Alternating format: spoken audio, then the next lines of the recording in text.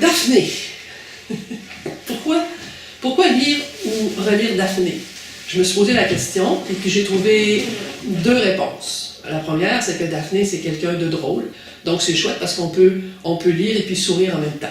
La deuxième raison, elle est plus importante, c'est que pour moi, Daphné, c'est une dépanneuse universelle. Elle va, par exemple, courir après un perroquet échappé de sa cage, alors qu'elle a un train à prendre, puis en plus, c'est son premier voyage.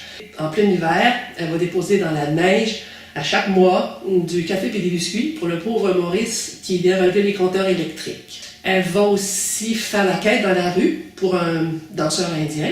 Elle va plonger dans l'eau un bébé complètement déshydraté qui n'arrête pas de vomir, puis même, une fois la veille de Noël, elle va aider sa sœur Désirée à ne pas se marier.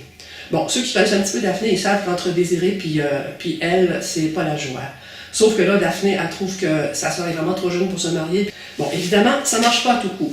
C'est pas grave tout ça. La force de Daphné, c'est pas ça. La force de Daphné, c'est essayer, réussir, rater, recommencer, puis jamais se décourager. D'ailleurs, le rêve de sa vie, c'est sauver le monde. Alors, ça veut tout dire. Puis moi, si je résumais Daphné, je dirais que c'est au fond la meilleure année que tu puisses avoir, puis je t'en souhaite vraiment une comme elle. Salut!